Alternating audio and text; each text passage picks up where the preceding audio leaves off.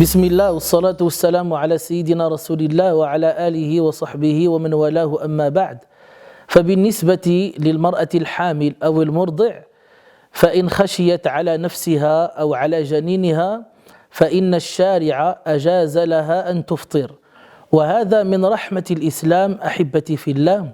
والله تبارك وتعالى يقول في كتابه الكريم: يريد الله بكم اليسر ولا يريد بكم العسر، ونهانا الإسلام أن نلقي بأنفسنا إلى الهلاك وإلى المشقة، فقال سبحانه: ولا تلقوا بأيديكم إلى التهلكة.